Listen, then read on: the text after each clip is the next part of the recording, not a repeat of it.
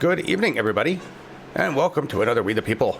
Tonight, we have another return guest, which is very awesome. We've had a lot of return progressives, and I think that's just badass. It's Rick Shepard. Hi, Rick. Thank you for being here.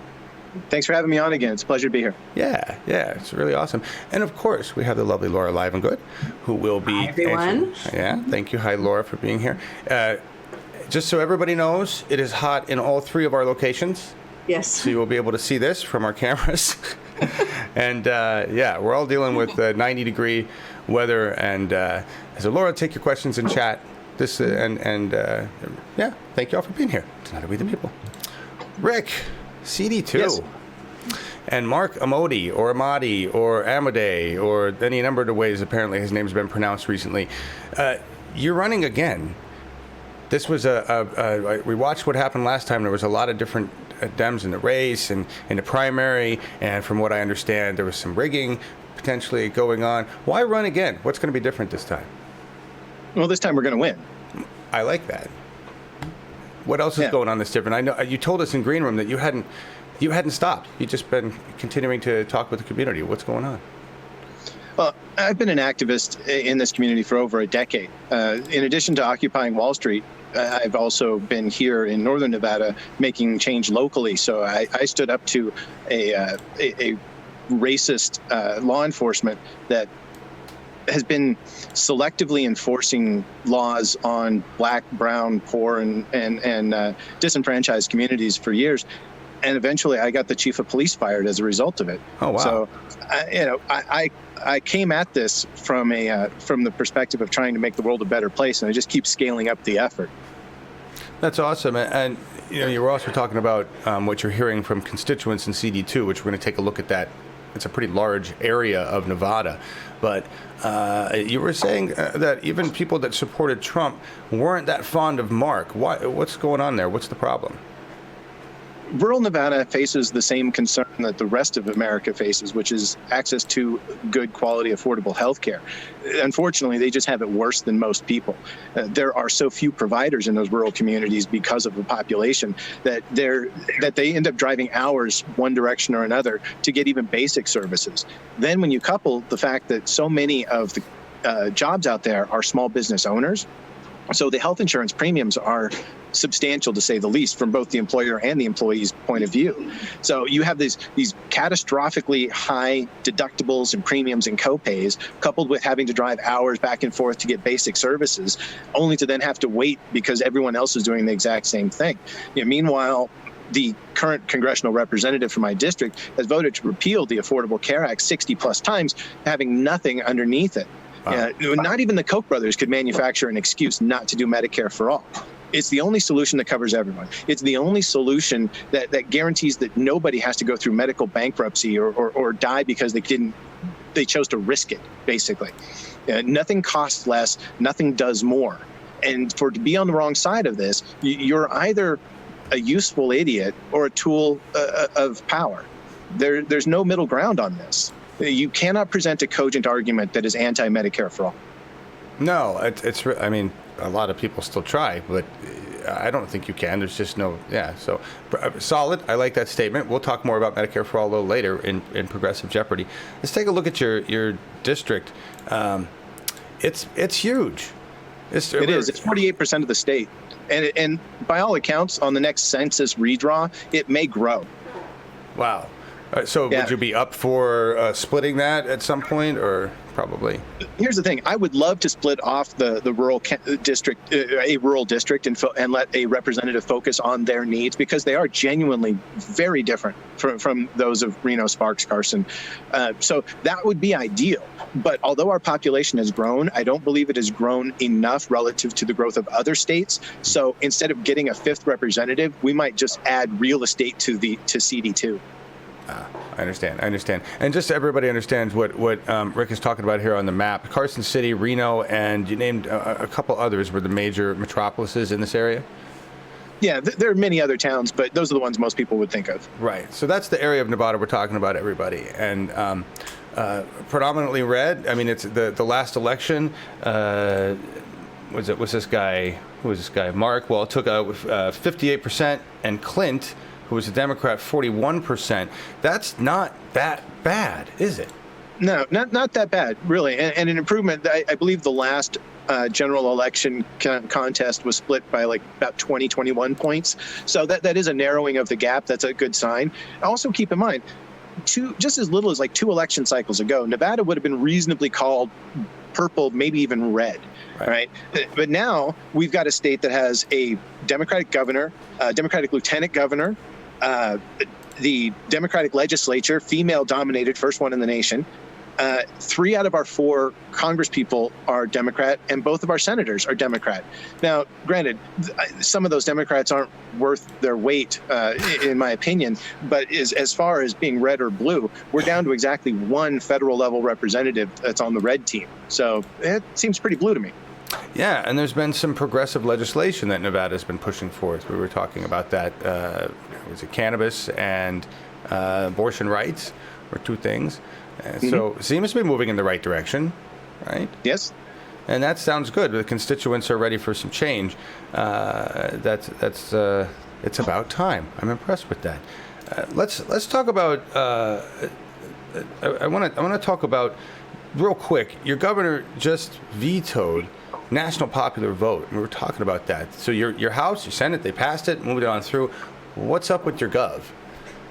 It's very disappointing.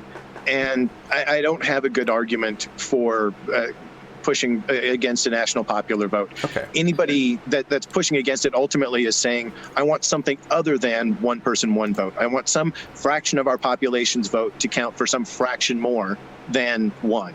And everyone else is subordinated by that offset. There's nothing other than a negative outcome.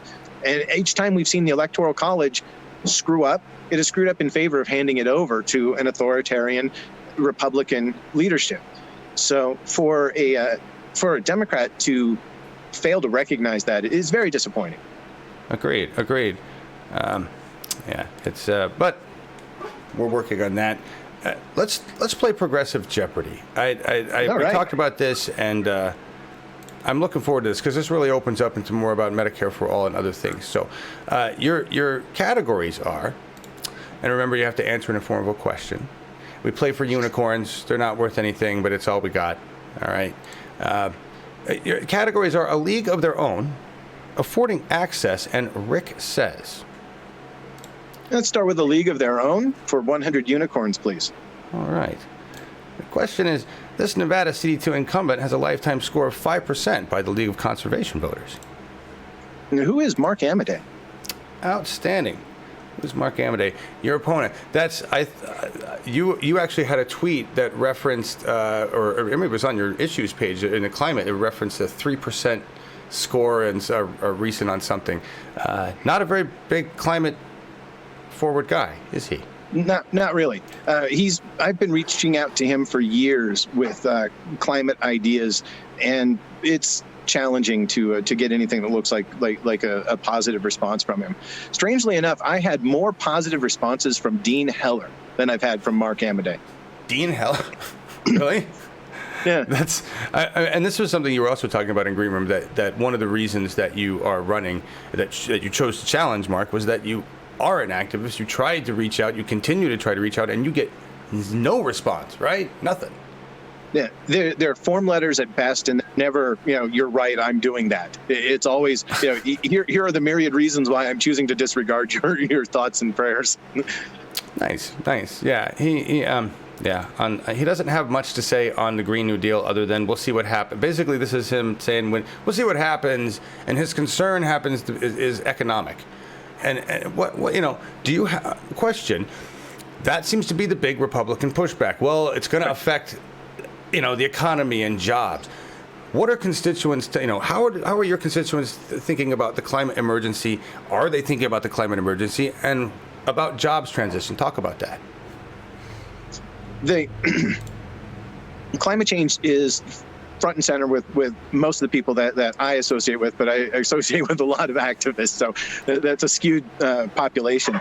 Right. I got to believe that when you've got a nation where 70% of Americans couldn't handle a $400 emergency. Anything beyond their day-to-day needs are probably not in their forefront of their thought. They don't have the luxury of thinking about these long-term problems. And that has been exploited by oil and gas since the 70s, when they first knew that they were affecting the climate. And instead of addressing it, they started astroturfing the information that was coming to us so that we wouldn't do anything about it. Right. If we don't address the climate catastrophe that's in front of us like we would any conflict, like we would any war, then we're not going to win this. And to argue we can't afford it is stupid on numerous levels. First, if you know anything about modern monetary theory, you accept that that's simply a ridiculous notion once you're a fiat nation of our caliber. Beyond, you can look at Japan. They're a quadrillion yen in debt. We should be so lucky as to have their standard of living. So moving beyond that, the simple notion that we have a limit on what we can spend always gets brought up when it comes to social programs. At $1.5 trillion in tax cuts for wealthy, no one notices. $1 trillion a year so that we can have 8 offensive illegal foreign wars, 1,000 sites around the planet, black ops going on all over the place, a surveillance state where everything you say and do is recorded and can and will be used against you. But an idea of $20 billion a year to end poverty is absurd. I'll have none of this, sir. If there's money for bombs, there's money for this. There's money for this and every other thing we're going to do. And I'll not take no for an answer. Damn. I'm with you 100%. That was outstanding. Yeah. And I don't even know modern monetary theory. Everybody tells me I should understand this. My thought is I don't need to understand how money flows to say you can't watch the human species die. Right? Exactly. Yeah. But what's interesting is a lot of people, just to bring this up, capitalism always seems to get in the way, because in World War II, we had the same issue. We had to raise money in bonds to continue fighting this war that we knew we had to fight. What do I love the fact that on your issues page, I want to show everybody this.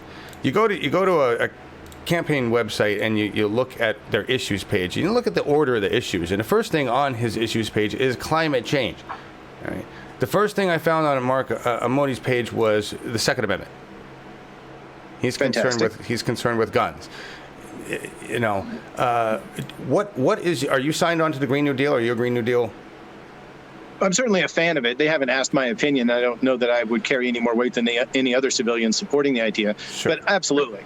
Absolutely. Yeah. Do you think it does enough? There are a lot of people that criticize what the Green New Deal talks about, encompasses. First and foremost, it's a non-binding resolution. It's simply here's the list of things that we want to do. So to be not behind it in the first place is kind of weak. The fact that you're going to say, I'm not even interested in pursuing these ideas, that should give you pause. Non-binding resolution it's just like the Paris Accord. It was silly for us to get out of it because, frankly, it didn't matter in the first place. It's not like we were going to have there was any retribution. You're causing problems for no reason. At least if you stay in it and just follow by the existing protocols, there's nothing to. Anyway, I digress. Right. Yeah. No, I hear you. Yeah, absolutely. It made no sense. Yeah. It's not like it was going to make a difference anyway, with the numbers. We're there in the same place. It's climate change. Yeah, but the idea behind it, absolutely. Yeah, she's pushing for renewables. They're pushing for. There's so much energy-intensive industry between agriculture and infrastructure, among others, that those are such enormous consumers of power and creators of pollution as a result thereof. That it's great to focus on that. And as we move to a $1 trillion+ infrastructure spending to revitalize our nation, we're going to be consuming even more energy.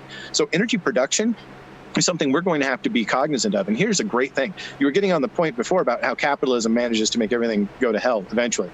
And if you remember your Gordon Gekko, greed, for lack of a better word, is good. But here's the thing. With climate change around the corner, we can use the greed to motivate those who have the tools we need to do the things we need done. And here it goes like this. With liquid fluoride thorium reactors powering our planet, we can also use them for carbon capture. Once we do carbon capture, we can synthesize fuels like gas, diesel, and Jet A using the dimethyl ether and ethanol. So we can synthesize those fuels. Now we've created a carbon neutral cycle. So if we capture that from the atmosphere and create fuels, now all the oil and gas industry has to do is become refiners for that which doesn't get pumped out of the ground, but instead gets captured from the atmosphere. Beyond that, we have to go to carbon sequestration to get us back down below the 350 parts per million. And that's going to involve some sort of organization that knows how to find appropriate geologies, drill a hole and pump a fluid. And I'm pretty sure that Chevron, Exxon, and Texaco are pretty good at that sort of thing. So they're going to make trillions of dollars cleaning up their own disaster. And of course, we're going to tax the hell out of those profits and make the world a better place as a result.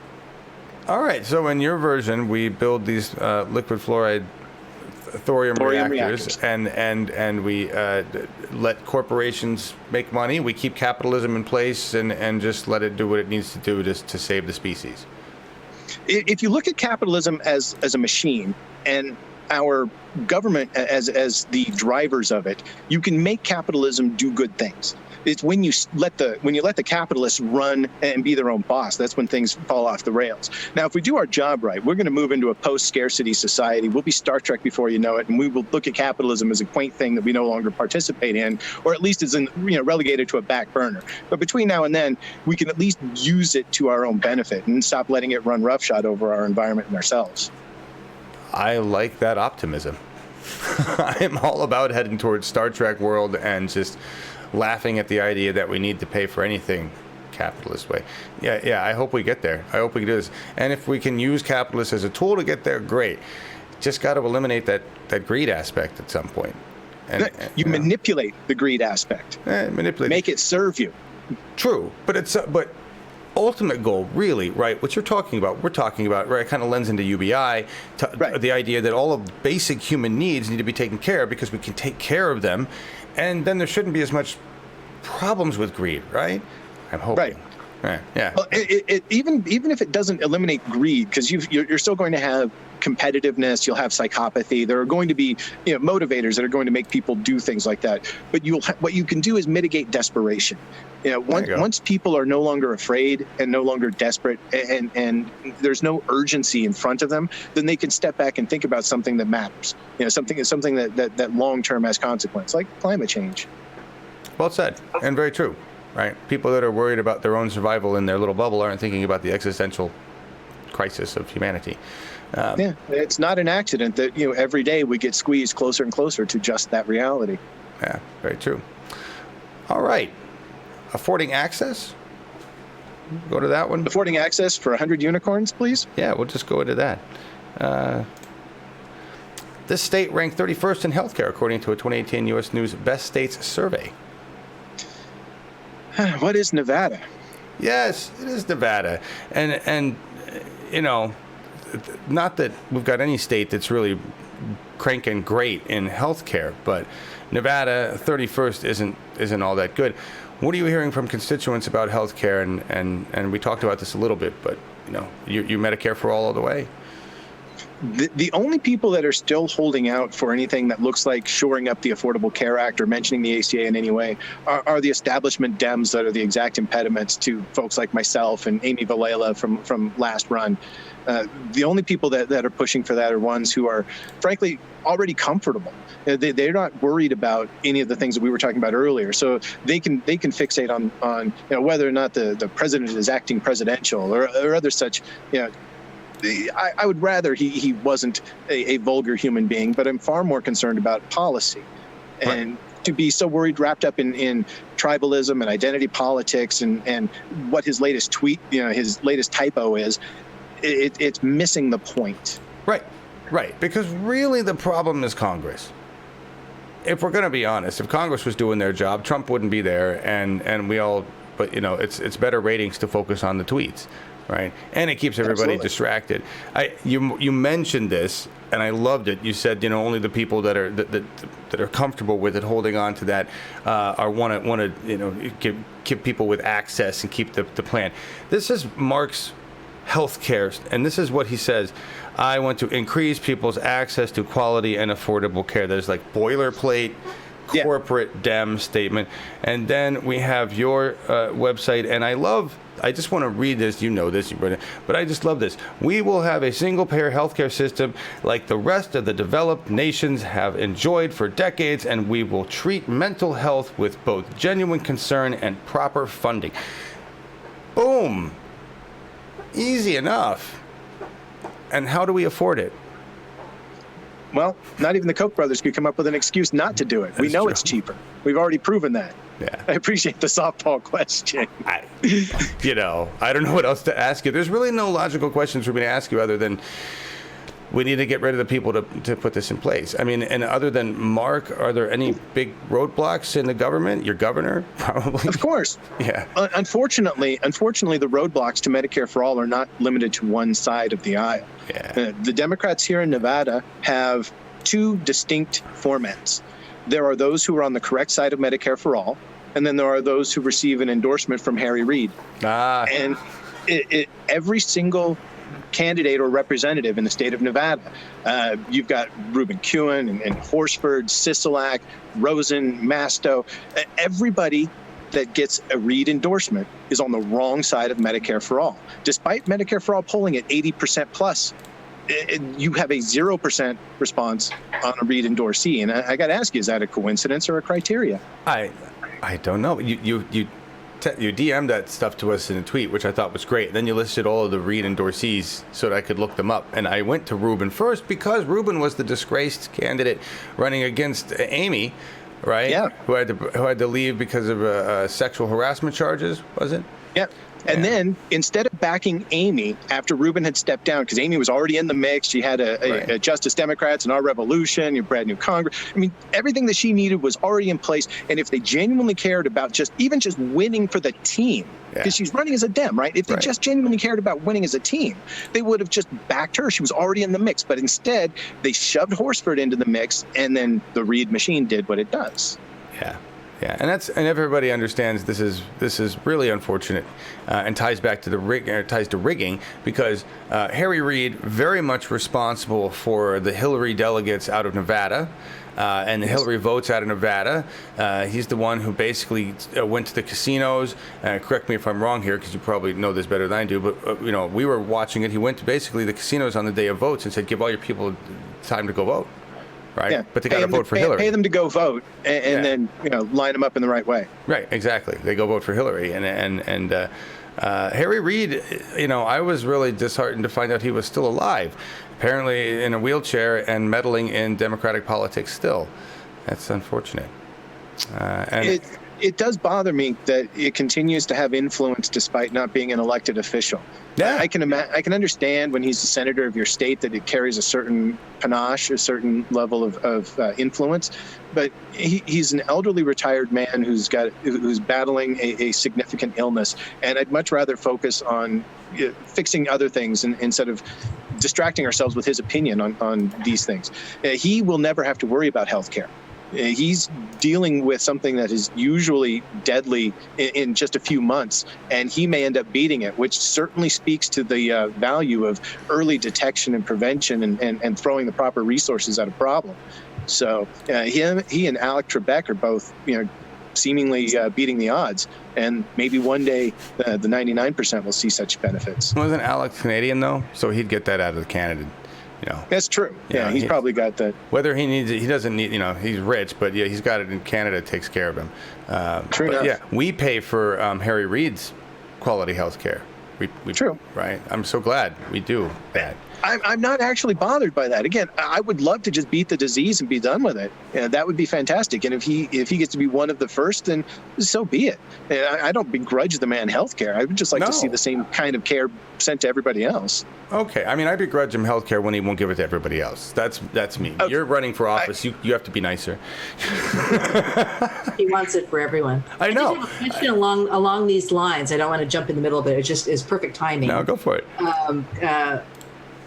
Bram said, since Rick acknowledged that he was cheated last time, how does he plan to combat the rigging this time around?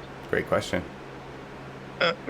Unfortunately, I don't have any ability to directly affect things. I can only remain vigilant and be aware of there being any bad behavior. I've spent the last several years making it abundantly clear to the Democratic establishment in the state of Nevada that I know what happened and they know I know. So if they're going to do something, they'll do it differently. They'll at least know to try to cheat different. Right. Mhm. But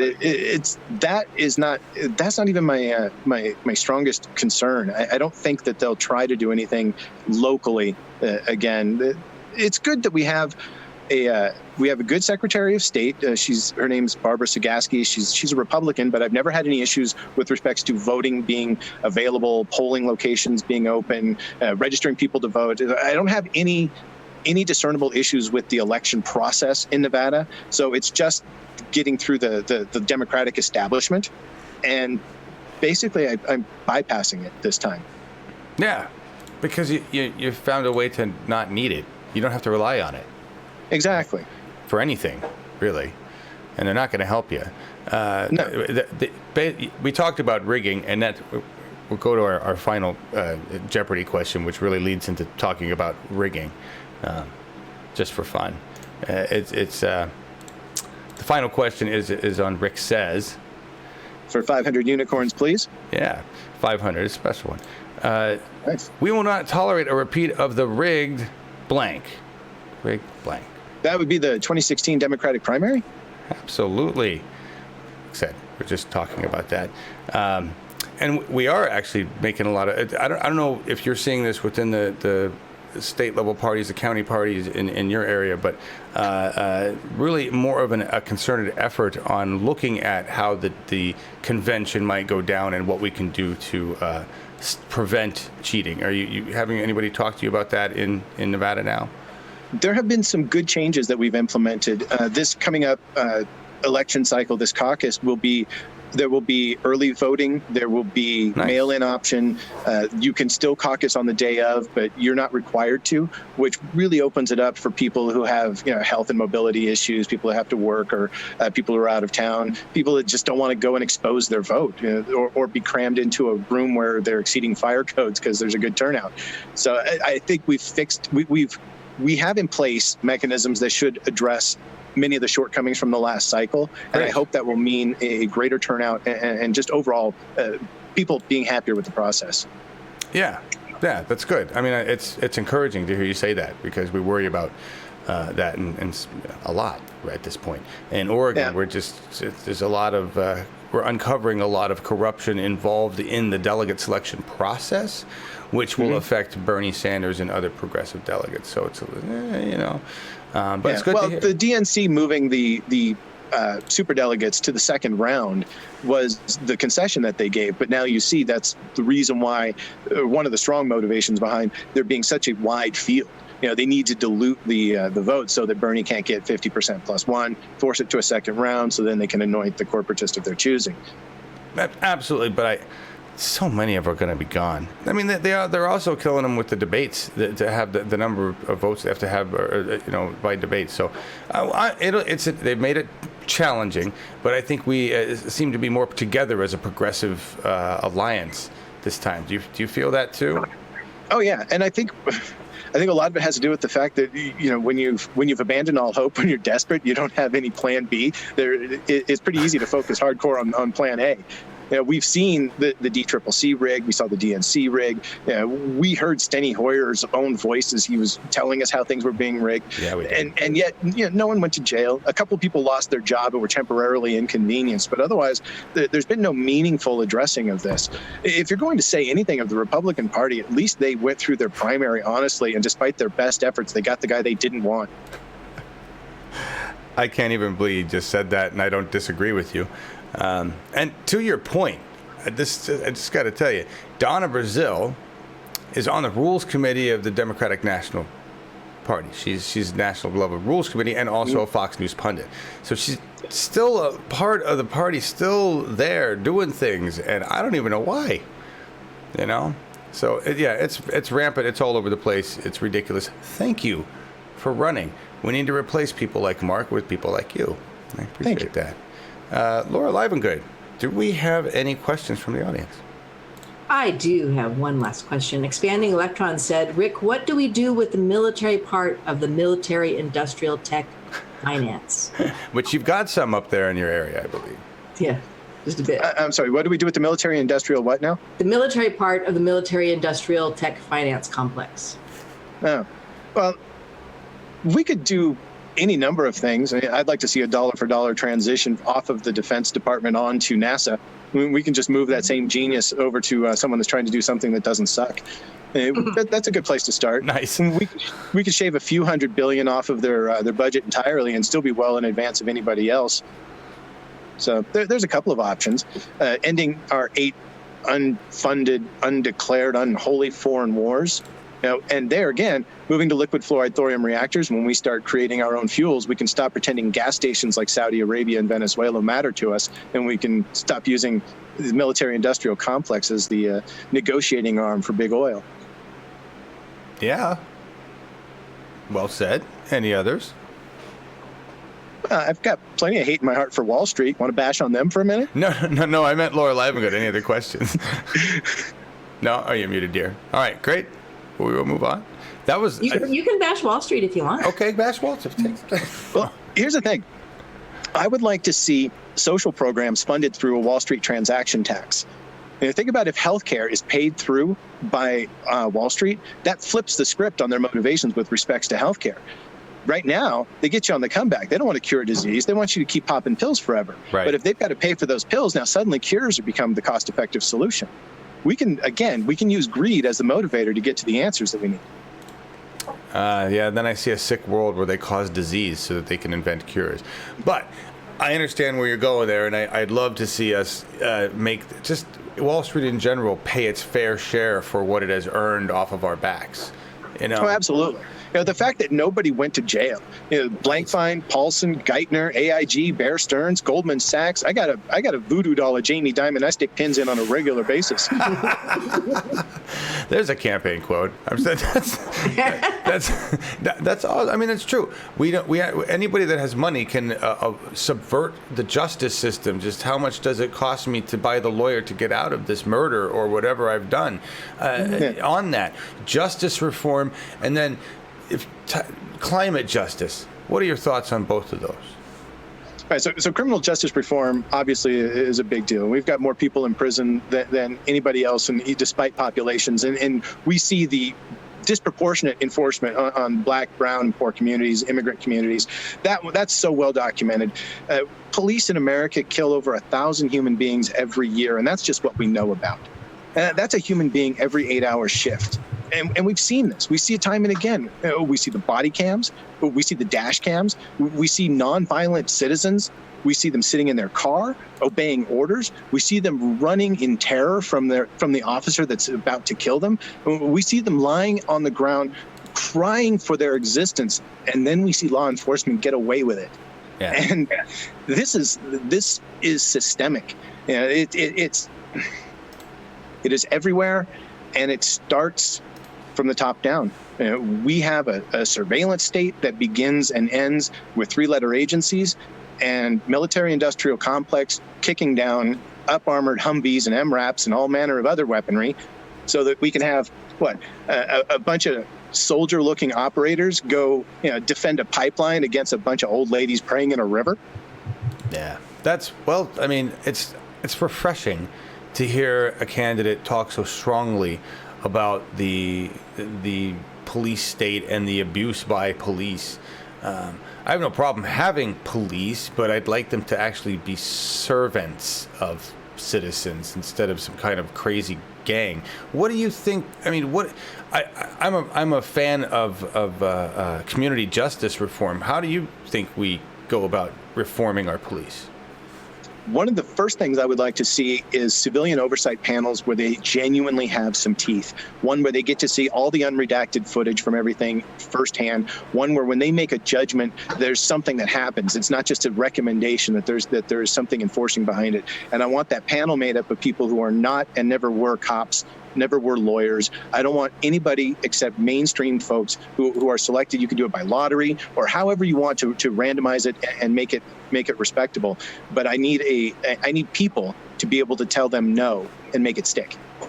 That's awesome. I like that. I like that a lot. It's a community accountability. I mean, oversight. We need to have it, and I don't know why we don't. We have to elect the right people. All comes down to electing the right people, doesn't it? Rick, you've been awesome. I really appreciate you running again and coming on our show.